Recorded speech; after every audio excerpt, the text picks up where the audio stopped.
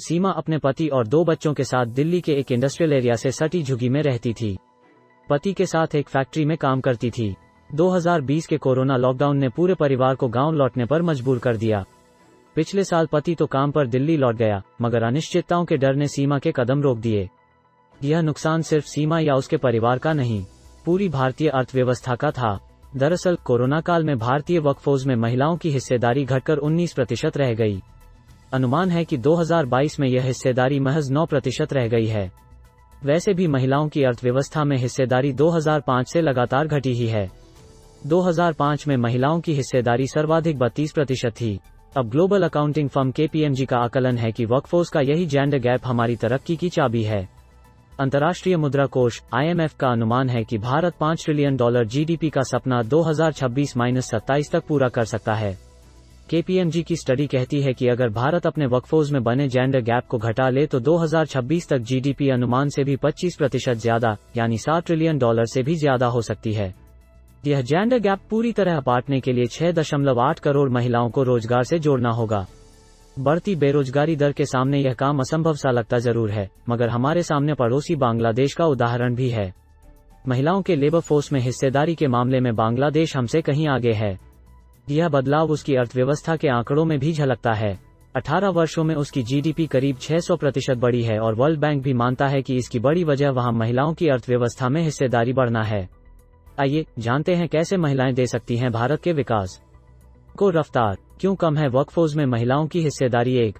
शिक्षा तक पहुंच बढ़ी, रोजगार नहीं बढ़े। भारत में महिलाओं की साक्षरता दर लगातार बढ़ी है, मगर उसी अनुपात में महिलाओं के लिए रोजगार के अवसर नहीं बढ़े हैं। इसका सीधा असर ये रहा है कि स्किल्ड सेक्टर में बेरोजगार महिलाओं की संख्या बढ़ी है और इसकी वजह से अंततः स्किल ट्रेनिंग या तकनीकी शिक्षा में महिलाओं की हिस्सेदारी घटी है। 2. घरेलू काम के दबाव में नौकरी ढूंढना मुश्किल। औसतन एक भारतीय महिला रोज 5 घंटे घरेलू कामकाज में बिताती है। यह एक भारतीय पुरुष की तुलना में 4 गुना ज्यादा है। 5 घंटे घरेलू काम में लगाने की वजह से नौकरी ढूंढने के लिए कम समय दे पाती हैं। साथ ही नौकरी पेशा महिलाओं को इस काम के दबाव में बेहतरी के मौके भी छोड़ने पड़ते हैं। 3. नौकरी पूरी तनख्वाह उम्मीद से कम। अमेरिका के मैसाचुसेट्स की ब्रिजवाटर यूनिवर्सिटी के एक शोध के मुताबिक भारत में महिलाओं और पुरुषों के औसत वेतन के बीच का अंतर लगातार बढ़ता जा रहा है। 1993 में महिलाओं का औसत वेतन पुरुषों के मुकाबले 59% कम था। 2018 तक यह अंतर बढ़कर 72% तक हो गया। 4. बैंकिंग सिस्टम तक पहुंच अभी अधूरी। बिजनेस करने की इच्छुक या लघु उद्योग से जुड़ी महिलाओं का बैंकिंग सिस्टम या उन्हें मिल सकने वाले लोन्स के बारे में ज्ञान अधूरा है। भारत में लघु उद्योग चलाने वाली महिलाओं में से 90% ने कभी भी किसी बैंक से लोन के लिए आवेदन ही नहीं दिया। EUE के फॉर्मूले से बढ़ेगी वुमन पावर। 1. एजुकेट तकनीकी शिक्षा तक बढ़ानी होगी पहुंच। बांग्लादेश की महिला कामगारों में 90% असंगठित क्षेत्र में हैं। हमारे यहाँ यह आंकड़ा 80% के करीब है। इनमें ज्यादातर विवाहित महिलाएं हैं जिन्हें तकनीकी शिक्षा नहीं मिल पाए।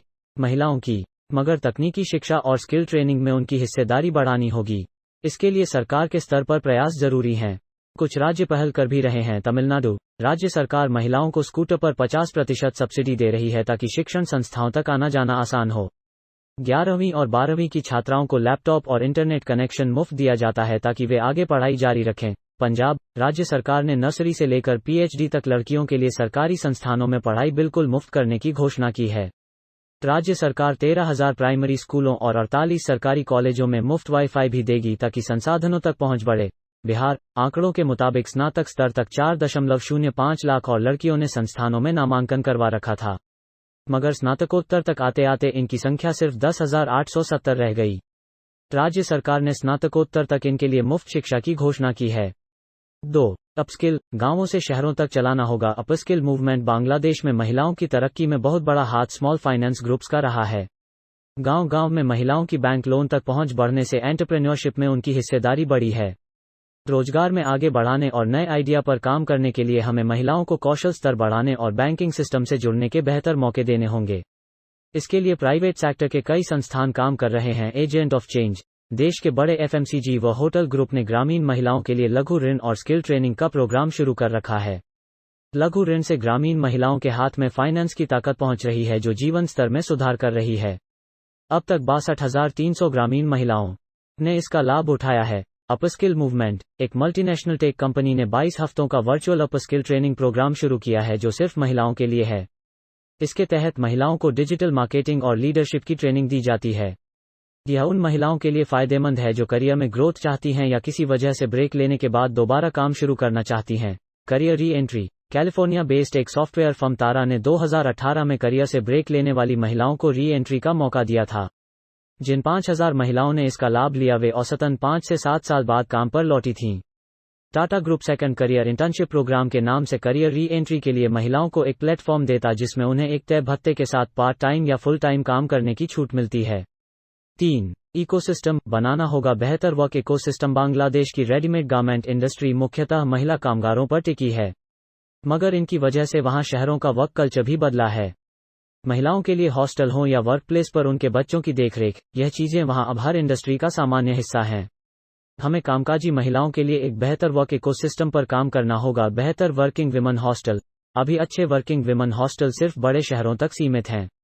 इनकी संख्या बढ़ाना जरूरी है ताकि घर से बाहर रहकर काम करने वाली महिलाओं को रहने के लिए सुरक्षित वातावरण मिले। बच्चों के लिए बेहतर केयर। इसके लिए दफ्तरों में क्रैश के साथ ही बच्चे को दूध पिलाने के लिए अलग व्यवस्था होना जरूरी है। अभी यह सिर्फ कुछ ही कंपनियों तक सीमित है। इसे वर्क कल्चर का हिस्सा बनाना होगा। लचीले हों काम के घंटे। आईसीआईसीआई बैंक ने अपनी हाल ही में मां बनी कर्मचारियों के लिए 1 वर्ष तक वर्क फ्रॉम होम की छूट दी है।